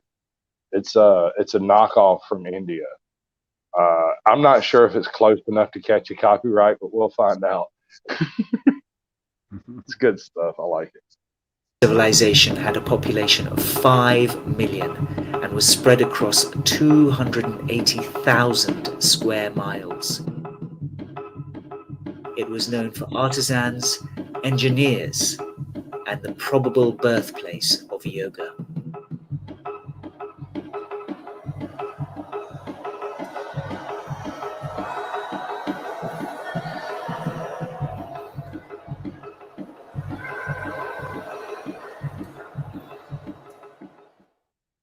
Yet, a few centuries later, the carefully planned metropolis was abandoned, and the ruins were lost until rediscovered in 1911 by Indian archaeologist D.R. Bandekar.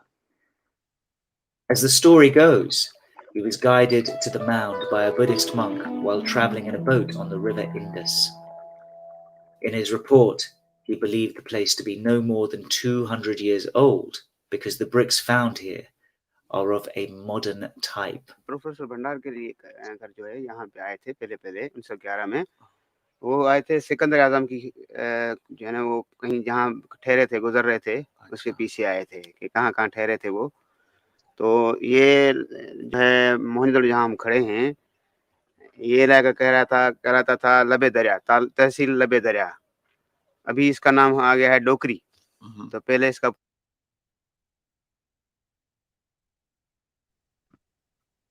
One day I'm going to figure out exactly where all these buttons are. You know what I'm saying?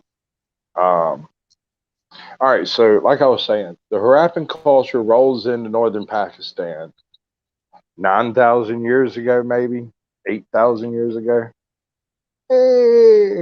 At this point in time, the Sephardi River was a running delta river, much like the Tigris or the Euphrates or the Indus for that matter, although not nearly as big as the Ganges. It was still a solidly year-round flowing river. These people come in and a weird thing happens. The pre-culture people that were already there, the hunter-gatherers that were in place, were not displaced by the Harappan people. The Harappan people show up, build a city, live there, and then leave.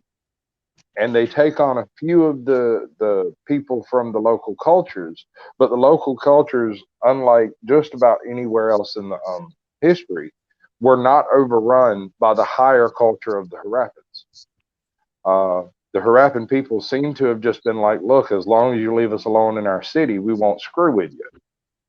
Now, whether there was taxes, trade, and that type of stuff, you'd figure something like that would have to be like that, right? But that doesn't seem to be evident. They built their own craft and maintained it themselves. They didn't really build roads. They built trails, much like the Mayans and the Inca. They didn't so much build like carts and stuff. They utilized sleds largely, although the wheel was known and was used. When they moved their crops around, they largely used sheds with draft animals or sleds with draft animals. Apparently, the construction of a wheel was just too resource heavy at the time, although it was known before and after this period. The general theory goes that it was a very lively valley when the Harappans first showed up, and then by 300 years later, the rivers had dried up and were dry 2/3 of the year. So they moved to a river valley that wouldn't dry. which is the Indus and the Ganges, where they grew into like the later, not Sanskrit culture, but the the people who would later go on to write Sanskrit.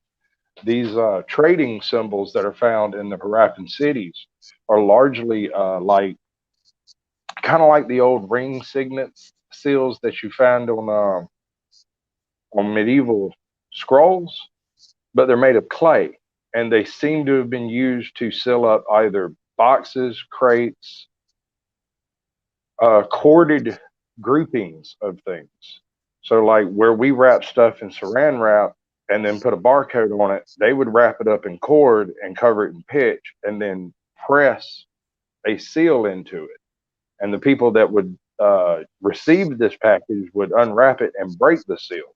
And we find thousands of these broken seals, but we have no freaking clue what the hell they were used for. No idea. It's not a language. It seems to be closer to like Midwestern branding than it does to an actual language being written, or pictograms or geoglyphs or whatever you want to call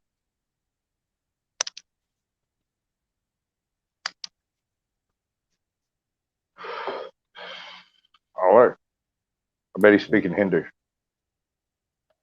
Where's it at?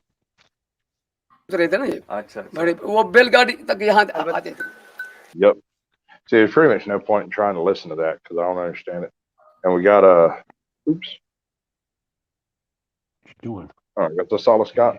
We got subtitles. So back at pre-century, not this century, last century, 1890, 1870. The general theory of the time, this is pre-World War I, was that there was an Aryan civilization that rolled out of Northern Europe, burning and conquering everything in its path, rolled all the way through to somewhere in the ballpark of like Eastern China before it washed against the cultural bulwark of China. Like, it's been there for thousands of years. You're not going to show it with a bunch of white guys and shake it up today. It's not happening. Didn't work then either. The theory of this was disproven back in the early 20s. And during that whole debate was what kind of drove the cultural concept of the Third Reich. The idea that there was an Aryan nation, there was an Aryan race, that these people were culturally dominant in every case that they came across. But it's not really true. When you go and look at the actual groundwork that was laid by the early archaeologists, yes, there were cultural changes that took place during the time period which this mythical Aryan army supposedly existed. But that doesn't seem to be a single army. It seems to be different microcultures growing, conquering their neighbors, and moving on with new concepts and ideas, not a racial concept. It's just the progress of better technology making more people on this side and rolling it out just through better products.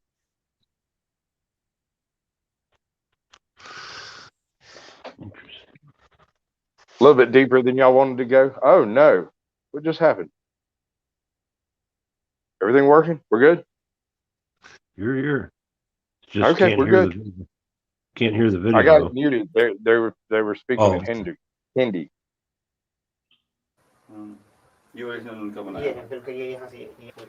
Yeah, no, almost all of this is in Hindi, so I'm keeping it muted. So feel free to discuss over it by all means. Well, I was reading about it, and they say the origins either from Africa or China, but the most common one is China. For millet or for millet, yes. Yeah, millet. Well, yeah, China developed probably the earliest version of it, but the most prolific version came out of like Middle Africa, below the sub-Saharan region, above South Africa. So you're talking the sub-Congo region, I guess. Yeah. And it went back to China. that subspecies of millet was developed in Africa and was taken back to China and is now grown in China, whereas the Chinese version is also grown in sub-Saharan Africa. Yeah, they say the African version is more nutritional. Right. Ow. Exactly. One health benefit from it was it makes hair follicles stronger. Right. I definitely don't. I guess I could look into that. Hey, Teresa, welcome to the show. Good to see you. Glad to see you. I was Always just glad. reading over that.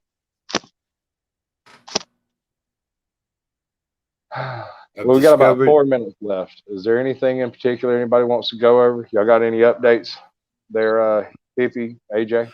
I want to mention something. I just found another weird new thing on YouTube here.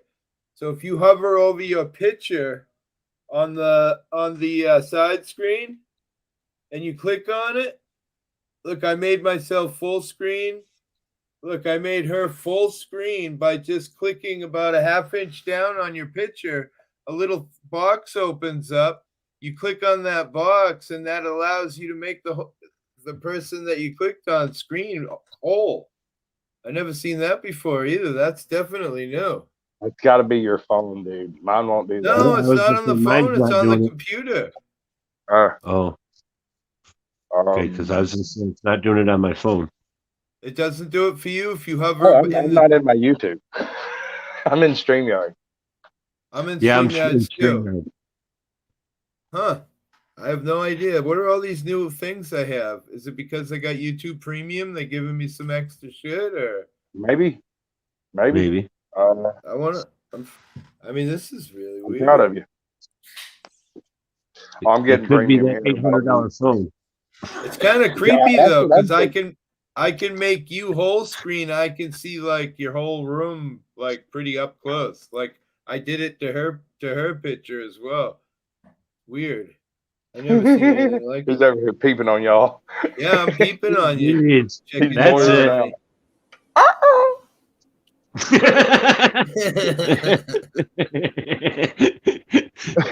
That's okay, Hippie. You can peep on me anytime.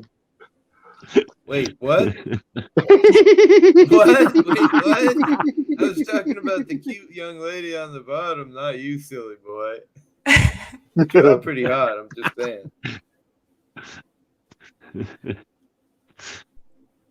Y'all are tons of fun, I gotta tell you.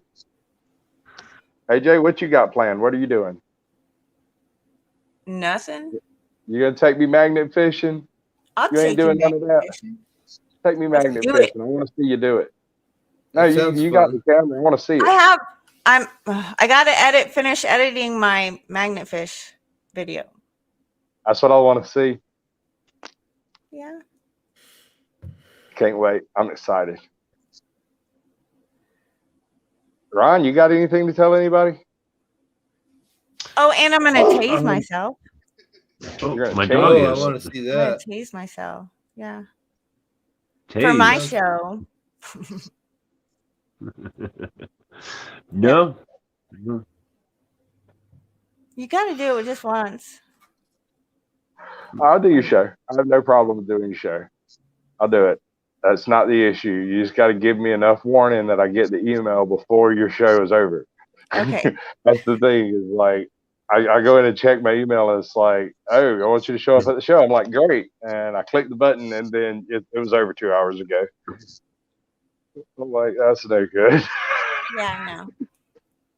I'm sorry. I'm just lazy. That's all. It's nothing personal.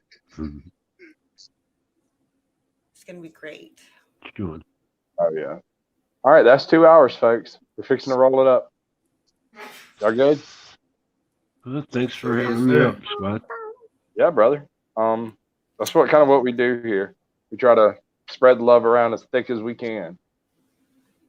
Pollination. Damn right. I think that might be Learn the some 4-letter word on interesting YouTube stuff. nowadays. Where's the thing at? That thing. I need the button. The button. Gotta turn that button off. And you know what you did? Y'all missed us. Fuck this shit, I'm out. Fuck this shit, I'm out. No thanks, don't mind me. I'ma just grab my stuff and leave. Excuse me, please. Fuck this shit, I'm out. Nope. Fuck this shit, I'm out. Alright then. I don't know what the fuck just happened, but I don't really care. I'ma get the fuck up out of here. Shit, I'm out.